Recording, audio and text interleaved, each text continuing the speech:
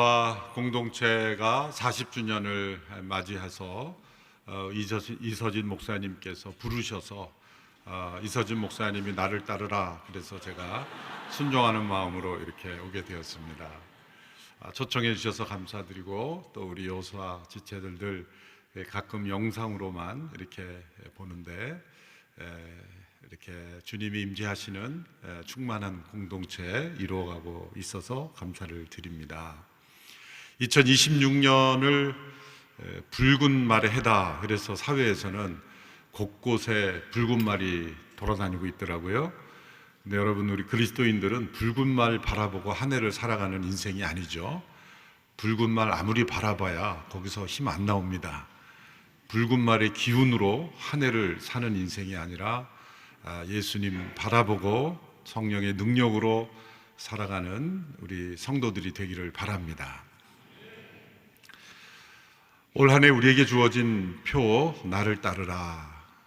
예수님께서 제자들을 부르실 때 언제나 단순하고 또 직선적인 이 말씀으로 부르셨습니다. 때로 그 예수님의 말씀에 즉각적으로 부름에 순종한 사람도 있었고, 또 여러 가지 이유로 따르지 못한 사람도 있었고, 또 정반대로 예수님께서 부르지 않으셨는데 자진해서 내가 예수님의 제자가 되겠다고 나선 사람들도 있었지만, 자진해서 자신이 제자가 되고 싶어서 예수님께서 받아주신 사람은 없습니다. 놀랍게도. 왜냐하면 그들이 예수님이 누구신지 또 어떤 길을 가시는지 잘 모르고 자신들이 생각하는 어떤 이상, 또 자신들이 가진 어떤 이념, 또 자신들의 어떤 욕심, 그것을 추구하려고 예수님을 따르는 이들이었기 때문에 예수님은 그들을 마치 필터링을 하듯이 나를 따르려거든 자기를 부인하고 자기 십자가를 져야 된다. 이 말씀은 이미 따르던 제자들에게 하신 말씀이지만, 그 밖에 자진해서 예수님을 따르려는 사람들에게는 따라갈 수 없는 것 같은 말씀들을 하시면서 그들로 하여금 깊은 생각을 하게 하셨습니다.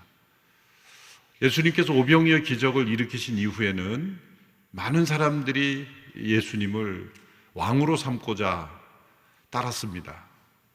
예수님은 그 군중들을 피하여서 거의 그들로부터 도망하듯이 그렇게 피하셨습니다. 그들을 따라가지 않으셨습니다.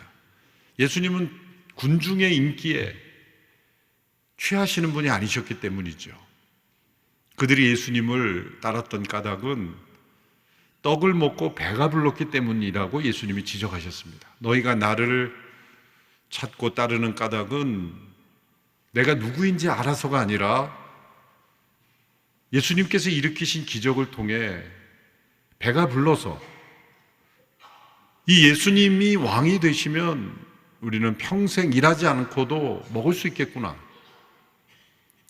우리가 수고할 필요가 없겠구나라는 생각으로 예수님을 왕으로 모시려고 했던 것입니다. 이렇게 스스로 예수님을 찾아 나선 사람들은 다 동기가 올바르지 못했다는 것이죠. 어떤 사람들은 정치적인 메시아로 예수님을 생각했습니다. 로마의 지배 속에 있는 유대 민족을 로마로부터 해방시켜줄 정치적 메시아로 생각했던 것입니다. 사실 그러한 정치적 이념으로 가득 찬 사람 중에 한 사람이 가룟 유다였습니다. 물론 직접적으로 그가 돈 때문에 탐욕으로 돈을 받고 팔아넘겼지만 그것은 어떤 트리거가 되는 계기였지, 마음 깊이 깔려 있었던 유다의 생각은 자신이 생각했던 어떤 정치적 메시아가 아니자 그는 매우 실망했고, 그로 인해서 예수님을 배반할 수 있는 충분한 그 동기가 생겨난 것이죠. 가룟 유다도 그러했고 많은 군중들이 그러했습니다. 또 예수님을 따르던 제자들 야고보와 요한도 송구영신 예배 때 말씀드렸지만 사마리아 사람들이 자신들을 환영하지 않자 하늘에서 불을 내려 저들을 멸망시키는 것이 낫지 않겠습니까? 라는 그런 정복주의적인 태도를 가지기도 했습니다. 예수님의 제자들을 보면은 부르심을 받고 순종했어도 예수님이 가시는 길이 도대체 어떤 길인지 잘 알지 못했습니다. 그래서 그들은 늘 서로 누가 큰 자인가 그렇게 다투기도 하였고, 예수님의 제자 구성원들도 보면은 너무나 다양한 사람들이 모여 있었습니다. 세리 출신도 있었고, 마태죠. 마태는 세리로서 로마의 하수인으로, 쉽게 말하면 매국노와 같이 취급받던 사람들이었어요. 마태가 예수님의 제자 그룹에 오자 모두가 화들짝 놀랐을 겁니다. 아니, 세리를 우리가 함께 다녀야 한다니? 유대인으로서는 있을 수 없는 거예요. 세리는 매국노 중에 매국노요. 세리를 얼마나 미워했냐면 복음서에 보면 이런 표현이 나오죠. 세리와 죄인들. 그냥 죄인들이라고 하면 되는데 세리는 죄인 중에 죄인이기 때문에 그냥 죄인으로 취급할 수가 없기 때문에 세리라는 말을 따로 띄어야 되는 거예요. 그래서 세리와 죄인들, 그 정도로 미워한 것이죠. 그 세리를 예수님께서 세리 주신 마태를 나를 따르라 그래서 데리고 왔을 때 그 중에는 열심당원이 있었어요. 열심당원은 그 당시에 세리를 잡는 사람들이었어요. 세리 잡는, 쉽게 말하면 세리 잡는 정당이에요. 이 사람들은 어느 정도 과격했냐면 몰래 세리 같은 사람들은 몰래 암살해도 된다. 그 정도로 과격한 사람들이었어요. 과격주의자들이었죠. 행동주의자들. 그러니 이 마태와 열심당원 시몬이 함께 만났을 때 얼마나 이 불꽃이 튀었겠습니까? 그 밖에도 베드로는 어부였죠. 굉장히 좌충우돌하는 스타일이었죠. 가룟 유다는 굉장히 치밀한 사람이었죠. 그래서 어떤 미국의 기업이 예수님의 12제자를 이 신입사원 뽑는데 넣어서 한번 돌려봤더니 딱 한 사람 합격했대요. 가룟 유다. 돈이 무엇인지 알고 이익을 낼 줄 아는 사람은 딱 한 사람 나왔다는 거죠. 그만큼 서로 다른 사람들이 모여 있는 공동체, 그 예수님의 12제자의 구성원만 봐도 어떻게 이런 사람들이 함께 모일 수 있을까? 예수님이 그런 사람을 의도적으로 불러 모은 것이죠. 왜 그랬을까요? 예수님이 수월한 사람들, 예루살렘에 가면 소위 엘리트라고 하는 바리새인들이 있었습니다.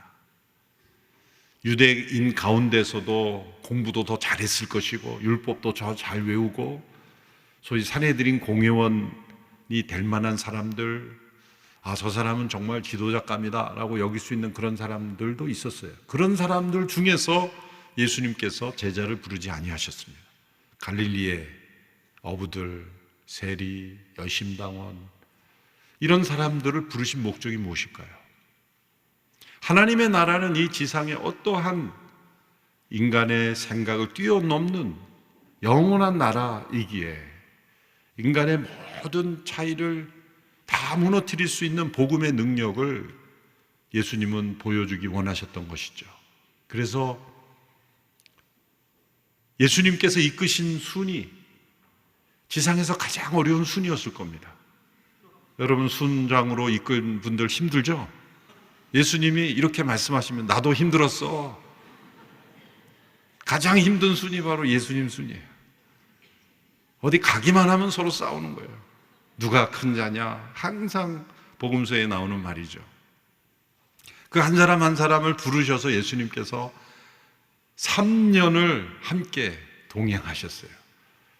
여러분, 그렇게 힘든 순 1년만 해도 지치죠. 나 순장 못하겠어. 예수님은 3년을 하셨어요. 그 제자들에게 이제 예수님께서 부활하시고 승천하시기 전에 주신 명령입니다. 가서 제자 삼으라. 나를 따르라는 예수님의 부르심에 순종하여 예수님을 따르던 이들에게 예수님께서 마지막으로 주신 명령이 바로 나를 따르라. 우리 그리스도인들은 이 두 가지 부르심에 묶여 있는 사람들입니다. 우리는 끊임없이 예수님을 따라야 됩니다. 그리고 그 명령에 부르심에 순종하며 따라가는 이들은 결국 가서 제자 삼으라라는 이 명령 앞에 서게 됩니다. 만일 가서 제자 삼으라는 이 명령을 받아들이지 않는다면 예수님을 따르지 않는 제자라고 생각할 수 있습니다. 예수님께서 이 명령을 주신 장소는 갈릴리였습니다. 마태복음 28장 10절에 보면 예수님께서 두려워하는 제자들, 예수님의 부활을 경험하고 두려워하는 제자들에게 갈릴리로 가서 내가 그들을 만날 것이다 말씀하셨습니다. 10절에. 그 말씀에 근거해서 16절에 보면 이렇게 시작하죠. 11 제자들이 갈릴리로 가서 예수께서 일러주신 산에 이르렀다 말씀하십니다. 여기서 이런 의문이 생기죠. 예수님은 지금 예루살렘에서 죽으셨고 부활하셨습니다. 제자들도 예수님과 함께 유월절 지키기 위해서 예루살렘에 와서 예수님이 죽으셨고 부활하셨고 그거 숨어 있었습니다. 그런데 120km 이상이나 떨어진 갈릴리로 가서 거기서 만나자고 하시는 이유가 뭘까요? 엎어지면 코 닿을 곳에 다 지금 있는데 그 예루살렘에서 만나셔도 될 텐데 갈릴리로 가서 거기서 내가 너희를 만날 것이다. 그리고 그곳에서 이 명령을 주신 이유가 뭘까요? 두 가지 이유가 있습니다. 첫째는 그들이 모두 갈릴리에서 부름을 받았기 때문입니다. 앞서 말씀드린 대로 제사들의 구성원은 모두 갈릴리 출신들이에요. 갈릴리에서 어부를 하고 갈릴리에서 살아가던 당시의 주변 지역이었던 갈릴리, 예루살렘이 아닌 중심지가 아닌 주변지로부터 이 제자들을 부르셨죠. 그 한 사람 한 사람을 부르실 때 그들이 어떠한 부름을 받았는지 그것을 기억하게 하시기 위한 것입니다. 우리가 앞으로 어떤 방향으로 나아갈지를 알기 원한다면 우리가 어디서 시작됐는지를 알아야 합니다. 우리가 무엇을 해야 할지를 알기 원한다면 우리가 누구로부터 부름을 받았는지를 기억해야 합니다. 예수님께서 갈릴리에서 모이도록 하여서 이 명령을 주신 두 번째 이유는 갈릴리가 가진 이 지역적 의미 때문입니다. 갈릴리는 주변 도시이면서 또한 이방인들이 많은 도시입니다. 역사적으로 침략도 많았고요. 이방의 침략도 많았고 그래서 이 갈릴리는 늘 어둡고 힘든 도시로 사람들에게 인식되었어요. 이사야서에도 그런 예언이 나옵니다. 갈릴리 땅을 어두운 땅으로 그렇게 묘사하기도 합니다. 그리고 갈릴리의 별명은 이방인의 갈릴리 이렇게 불렸습니다. 이방인들도 많이 살기 때문이죠. 예수님께서 갈릴리에서 모이도록 하시고 이 명령을 주신 것, 그것은 선교적 의미 때문입니다. 예루살렘은 유대인 중심의 도시죠. 배타적입니다. 다른 민족을 환영하지 않습니다. 그러나 갈릴리에는 여러 이방인들도 함께 어울려 사는, 요즘 말로 하면 멀티 에트닉 소사이어티, 다민족 사회가 이미 되어 있었어요. 그리고 이 명령은 모든 민족을 제자 삼으라는 선교적 명령이기 때문에 다민족 도시에서 이 말씀을 주시는 것이 너무나 적합한 것이죠. 또 예루살렘 교회는 선교의 전초기지가 될 수 없었습니다. 왜냐하면 너무 자기중심적이고 율법 중심적이고 자민족 중심적이기 때문에 사마리아도 가지 않고 이방 민족을 개로 여기고 그렇게 비하하는 잘못된 우월의식, 잘못된 선민의식에 빠져 있는 도시였기 때문에 그 도시에 사는 성도들도 그런 의식에 자연스럽게 물들었던 겁니다. 그러나 흩어져 있는 성도들, 안디옥에 흩어진 성도들은 더 많은 이방인들이 있는, 더 많은 민족이 함께 살고 있는 다민족 도시에서 교회가 생겨났을 때 이제는 모든 민족을 향해서 나아갈 수 있는 도시가 된 것이죠. 이제 대한민국이 다민족 사회가 되어가고 있습니다. 우리나라도 350만 명 이상의 이주민들이 오죠. 어떤 목사님이 지방에서 목회하는 목사님인데 자녀가 학교에서 왕따를 당해서 너무 힘들어한다는 거예요. 그래서 이유를 알고 보니까 그 아이만 한국 애고 나머지가 다 외국 애들이에요. 한국 땅인데. 그래서 오히려 한국 애가 왕따를 당하는 그런 사회가 많아요. 우리가 이제 그런 사회가 된 것은, 그러면 우리가 그런 이주민들을 다 내쫓고 합니까? 사회가 유지가 되지 않습니다. 그렇다면 이것을 선교적으로 해석해야 되죠. 왜 우리나라에 이렇게 많은 이주민들을 하나님께서 보내셨을까?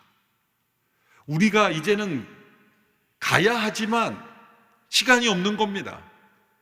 우리나라만 아니라 유럽, 미국은 이미 이민자들로 구성된 사회이지만 전 세계 3억 명이 넘는 인구를 하나님께서 흩으셨어요. 섞으셨습니다.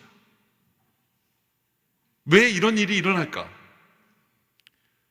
각자는 다 먹고 살기 위해서, 교육받기 위해서 다양한 이유가 있지만, 또 난민으로 인해서 다양한 이유가 있지만 하나님께서 복음을 듣게 하시기 위해서 모든 민족을 섞으심으로써 복음을 들을 기회를 더 주시는 거죠. 우리나라에 350만 명 이주민들이 그 본국에 있으면 절대로 들을 수 없는 복음을 우리나라에 와서 우리 교회 M센터라든지 이주민 사역을 통해서 복음을 듣고 교회를 다니고 예수 믿고 또 사역자가 된 이들도 많습니다. 하나님께서 모든 민족을 제자 삼기 위해서 환경을 변화시키는 것입니다. 갈릴리가 그런 도시였다는 거죠.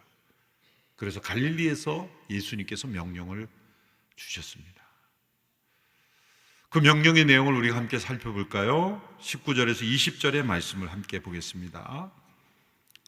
19절에서 20절 전반부 말씀까지 함께 읽겠습니다. 시작. 그러므로 너희는 가서 모든 민족을 제자로 삼아 아버지와 아들과 성령의 이름으로 세례를 주고 내가 너희에게 명령한 모든 것을 그들에게 가르쳐 지키게 하라. 한글 성경으로 보면 4개의 동사가 나옵니다. 가라, 제자 삼으라, 세례를 주라, 모든 것을 가르쳐 지키게 하라. 우리말로는 4개의 명령형 동사가 나오는 것이지만 헬라어 원문 성경을 보면 명령형 동사는 한 가지입니다. 제자를 삼으라, 이 한 단어만 동사형입니다. 나머지는 다 분사형입니다. 헬라어에서 분사형은 이 동사를 보완하는 의미를 가집니다. 가라, 분명히 동사형으로 써야 될 것 같은데 왜 분사형으로 썼을까? 왜 가는지를 분명히 알고 가도록 하기 위해서 설명해 주는 겁니다. 제자 삼기 위해서 가는 겁니다. 가라는 것은 지리적인 경계를 뛰어넘는 것을 포함하지만 그 이상입니다. 다른 문화로 가는 것입니다. 나의 울타리를 벗어나는 것입니다. 우리의 울타리를 벗어나는 것입니다. 우리 민족주의를 뛰어넘는 것입니다. 하나님 나라의 복음을 증거하기 위해 우리가 떠나는 것입니다. 우리 대학 청년들이 크리스마스 블레싱으로 연말에 성탄을 전후해서 갔지 않습니까? 연약한 이웃으로 가는 것. 우리 교회 이름에 라벨을 붙이지 않고 지역교회 이름을 붙여서 연약한 이웃들을 찾아가는 것. 이게 다 선교적인 활동이죠. 세례를 주라. 아버지와 아들과 성령의 이름으로 세례를 주라. 십자가의 복음이 증거될 때 반드시 나타날 수 있는 게 세례, 나타나야 하는 것이 세례입니다. 예수 그리스도와 함께 죽고 함께 부활을 경험한 이들은 성삼위일체, 성부, 성자, 성령 하나님과의 관계 속으로 들어가게 되죠. 그리고 모든 것을 가르쳐 지키게 하라, 양육입니다. 하나님의 말씀, 성경에 나타난 하나님의 진리를 체계적으로 깨닫고 나에게 주시는 말씀을 순종할 수 있는 데까지 성장하는 것. 세례는 새 생명을 의미한다면 이제 가르쳐 지키게 하라는 것은 성장과 성숙을 의미합니다. 그리스도의 제자로 태어나고 제자로 성장하는 것, 이것을 위해서 가라 라고 말씀하셨습니다. 하나님 백성들의 선교의 핵심은 바로 제자 삼는 것입니다. 선교지에 간 선교사님들의 모든 활동도 다 제자를 삼는 것입니다. 굶주린 자에게 빵을 나누어주고 병든 자를 고쳐주고 또한 불의한 상황에 처해 있는 자들을 구해주고 어떠한 사역을 하든지 그것은 예수님의 제자를 삼는 것에 초점을 맞춰야 된다라고 강조하고 있습니다. 2024년도에 송도에 있었던 제4차 로잔 대회의 결론인 서울 선언에도 72항에 이렇게 정리했습니다. 우리는 하나님 백성의 선교가 주 예수께서 제자들에게 주신 위임, 즉 하나님이 반역적이고 깨어진 세상에 아들을 보내셔서 이루신 일을 선포함으로써 제자 삼으라는 사명을 완수하는 것임을 확인한다. 그래서 우리 자신이 제자로 살아야 하며 또한 믿는 사람들이 순종하는 제자로 살기 위해서 노력해야 된다고 강조하고 있습니다. 이 명령을 우리가 대할 때 우리가 놀라야 하는 것이 있습니다. 그것은 11명의 제자들에게 모든 민족을 제자 삼으라는 명령을 주셨다는 겁니다. 11명에게. 여러분 놀랍지 않으세요? 놀란 표정이라도 좀 줘보세요. 11명에게. 이 수천 명도 아니에요. 11명에게 모든 민족의 제자를 삼으라. 그 당시에 그 제자들은 어쩌면 유대 지역 바깥도 잘 나가지 않는 사람들이 대부분이었을 거예요. 예수님이 가셨기 때문에 사마리아도 겨우 간 것이지 가고 싶어서 간 사람이 없을 거예요. 그 당시에 세계 여행이 있었겠습니까? 또 교통이 발달했습니까? 전부 걸어서 가야 되는 그 시대, 배 타거나 걸어서 가야 되는 그 시대에 갈릴리의 호수, 고기 잡은 배만 타봤지 그들이 유람선을 타봤습니까? 다른 대륙을 가볼 기회가 있었습니까? 정말 그 작은 갈릴리 지역에 갇혀서 살았던 그들에게 모든 족속을 제자 삼으라 이 말씀을 하시니 좀 놀라야 돼요. 성경을 보면서 이 말씀 보면서 좀 충격을 받아야 돼요. 우리가. 아니면 놀라고 싶어 하기도 해야 돼. 놀라고 싶어다. 이 말씀을 보면서 이 말씀의 좀 리얼리티, 실제를 좀 내가 좀 느끼고 싶다. 이게 너무 놀라운 것이다. 왜 그럴까? 이렇게 호기심을 가져야 돼요. 11명의 제자에게 모든 족속을 제자 삼으라. 이게 말이 됩니까? 예수님이 그런 말씀을 주신 겁니다. 지금 이 제자들이 예수님 승천하시고 나서 돌아와서 아까 우리가 들었던 말씀이 뭐지? 우리 모든 족속이라 그랬어? 서로 보면서 모든 족속? 이게 가능할까? 이게 웅성웅성 돼야 되는 거예요.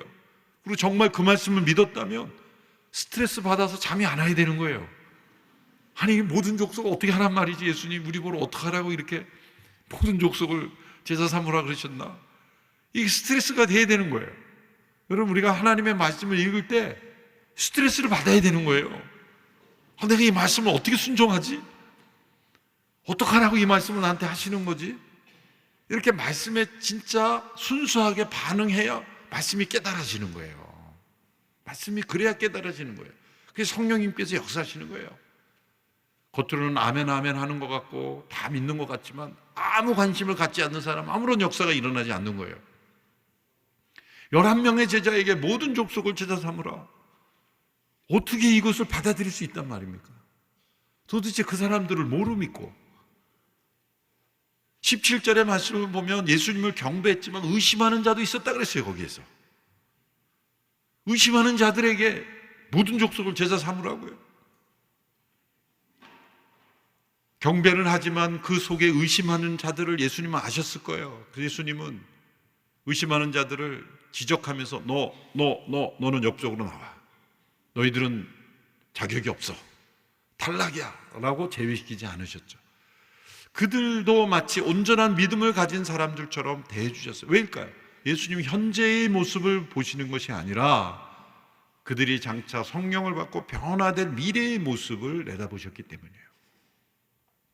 11명의 제자들에게 그리고 의심도 있는 그들에게 연약한 그들에게 모든 족속을 제자 삼으라고 했죠.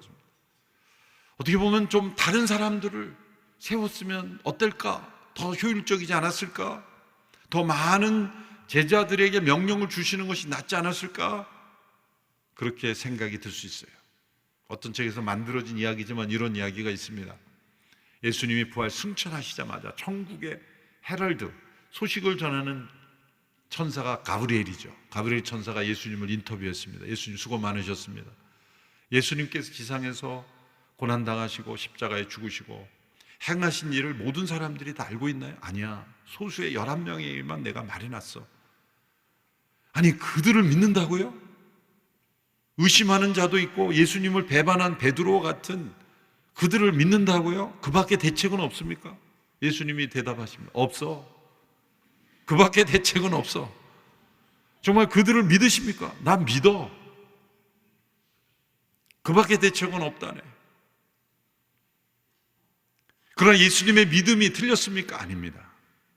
성령님이 임하시자 그들은 변화됐고 그 11명으로부터 시작된 제자 삼는 사역이 지금 온 세상의 모든 민족에 퍼져서 오늘 우리에게까지 왔고, 로잔대에 모인 202개국가 국가에서 모인 사람들이 UN 가입국보다 더 많은 나라들의 복음이 전해져서 거의 모든 족속으로 이 다 모인 대표자들이 모인 대회가 된 거예요. 그리고 그 나라에도 지금 복음이 계속 전파되고 있어요. 11명에게서 시작된 이 명령이 주어진 명령은 놀랍게도 모든 족속으로 퍼져나가고 있어요. 누구를 통해서? 순종하는 이들을 통해서. 11명이 우리가 어떻게 이걸 합니까? 만일 포기하고 절망했다면 어떻게 되겠습니까? 성령이 임하시면 11명으로부터 시작된 이 제자 사역이 모든 족속으로 이미 퍼져 나갈 수 있다는 것을 우리는 역사 속에서 보여줬다면, 그렇다면 오늘 우리에게 주어진 부르심은 무엇입니까? 오늘 우리가 할 수 있는 일을 하는 것입니다. 우리도 역시 모든 족속으로 제자 삼으라는 명령을 받은 것입니다. 근데 우린 11명보다 많잖아요. 오늘 이 교회 성도만 해도 몇만 명이잖아요. 여호수아만 해도 몇천 명이, 청년들만 해도 몇천 명. 그러면 11명의 제자들이 갈릴리의 그 청년들이 받았던 부르심과 오늘 이 시대의 수많은 청년들이 이 말씀 앞에 순종한다면, 그리고 성령을 의지한다면 어떤 역사가 일어나겠습니까? 단 여기에는 이 말씀을 무겁게 받아들여야만 되는 거예요. 나와 상관없는 말씀이 아니라 바로 나에게 주시는 말씀이다. 우리가 바라봐야 될 것은 모든 민족이라는 그 예수님의 말씀을 그대로 무겁게 받아들일 때 놀랍게도 성령님이 역사하시는 것입니다. 그래서 마지막 20절에 약속을 주신 겁니다. 어떤 약속을 주셨는지 한번 읽어보겠습니다. 시작. 보라, 내가 세상 끝날까지 너희와 항상 함께 있을 것이다. 언젠가 함께 할 것이다가 아니라 현재 함께 하신다는 겁니다. 이 명령과 약속을 같이 주셨어요. 이것은 어떤 의미가 있을까? 이 명령에 순종하고자 하는 자에게 예수님이 함께 하심을 보여주신다는 거예요. 어떤 분들은 왜 나는 예수님의 함께 하심을 체험하지 못하는가, 이런 질문을 하시는 경우가 있죠. 예수님이 이렇게 말씀하십니다. 앞에 뭐라고 명령했는지를 좀 읽어봐. 예수님의 이 명령에 순종하고자 하는 자에게는 예수님의 특별한 임재를 주신다는 겁니다. 코리 텐붐이라는 분은 이런 말을 했습니다. 하나님께서 우리에게 돌밭길로 보내실 때는 우리에게 튼튼한 신발도 함께 주신다. 함께 하신다는 겁니다. 어떤 분은 이렇게 반문하겠죠. 저는 튼튼한 신발 없어도 되니 돌밭길 사용하고 꽃길만 주십시오. 여러분, 우리의 인생에 어떻게 꽃길만 있겠습니까? 어떠한 고난의 길이 우리에게 주어져도 예수님이 함께 하시는 인생이 복된 인생인 겁니다.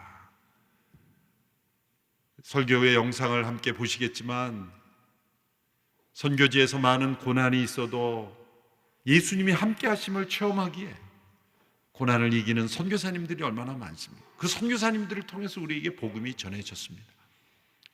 사랑하는 우리 청년 여러분, 여러분의 세대의 헌신자들이 나와야 합니다. 여러분의 세대에 선교사도 나오고 목회자도 나오고 또 일터에서 제자 삼는 사역에 헌신하겠다고 하는 헌신자들이 나와야 합니다. 모두가 목회자 선교사가 되라는 뜻이 아닙니다. 여러분이 어떤 일터에 있든지 누군가 한 사람을 제자 삼는, 그래서 모든 족속이 제자 삼게 되는 그날을 바라보면서 이 명령에 순종해 갈 때 여러분은 예수님이 함께 하신다는 약속을 체험하게 될 것입니다. 올 한 해 이렇게 한번 결단해 보세요. 적어도 한 명을 내가 예수님의 제자 삼는 그런 한 해가 되기를 원합니다. 누군가 한 사람을 세례받게 하고 예수님을 따르는 제자가 되게 하는 일에 여러분 주변에 얼마나 믿지 않는 사람들이 많습니까? 저는 이제 목회 이제 30몇 년 하다 보니까 내 주변에 믿지 않는 친구들은 다 없어져 버렸어요. 만나려고 해도 연락처도 없어요. 또 그때 친구들을 보면 또 지금 잘 믿고 있고, 그러나 여러분들 주변에는 안 믿는 친구들이 얼마나 많습니까? 그 한 사람을 여러분 목표로 해서 그 영혼에게 예수님 전하고 예수 그리스도의 제자가 돼서 너도 나를 따라 함께 예수님 따라가지 않을래? 여러분, 이단 사이비 같은 단체에도 젊은이들이 휩쓸려 가는 걸 보면 얼마나 안타깝습니까? 우리 젊은이들이 외로운 겁니다. 공허한 겁니다. 공허하니까 사회에서 올해는 적토마에 해다 그러니까 적토마 바라보고 파는 거예요. 얼마나 허무합니까? 창조를 믿지 않고 예수님을 믿지 않으면 허망한 겁니다. 생각이 뭔가 가득 찬 것 같아도 허무한 겁니다. 저는 그 명동의 어느 백화점에 막 그 영상 화면을 본다고 추운데 벌벌 떨면서 군중 속에 있는 거 보고 정말 기절할 뻔했어요. 뭘 저렇게 보지 했더니 그냥 글쎄 제가 늙어서 그런가 저걸 보려고 저렇게 벌벌 떨면서 몇 시간 성탄 연말 연시에 저렇게 왜 저럴까? 다 좋은 옷 입고 있는 거예요. 다 좋은 옷 입는 사람들이에요. 왜 저러고 저렇게 있을까? 뭐가 허전해서 어딘가는 나가야 될 것 같은데 집에 있자니 바보 같은 것 같고 뭔가 가야 됐더니 갈 데는 없는 것 같고. 혹시 이 자리에 거기 있었던 분 있으면 양해해 주시기 바랍니다. 제가 얼굴은 안 봤기 때문에 모릅니다. 갑자기 얼굴을 피하는 사람이 있어요. 허무한 겁니다. 허무한 거예요. 그런 거에 그 소중한 시간을 서서 벌벌 떨면서 뭘 보겠다고. 그런 많은 청년들을 우리 여호수아 청년들이 구해야 되지 않겠습니까? 여러분만 이 자리에서 예배드리고 기쁘면 되는 게 아닙니다. 11명의 제자가 받았던 스트레스는 모든 족속을 제자 삼으라는 거였어요. 그럼 우리도 그 스트레스를 받아야 됩니다. 여러분, 주변에 많은 믿지 않는 친구들 예수님께로 인도하는 그런 한 해가 되기를 바랍니다. 기도하겠습니다. 가서 제자 삼으라는 명령을 주신 예수님, 우리 여호수아 모든 청년들이 주님의 말씀에 순전하게 응답하여 주변의 많은 친구들을 제자 삼는 일에 헌신하여 쓰임받는 통로가 되게 하시고 땅끝까지 이르러 복음을 전하는 선교사님들도 돕고 후원하며 지원하며 중보하는 귀한 공동체 되게 하여 주옵소서. 예수님의 이름으로 기도합나이다. 아멘.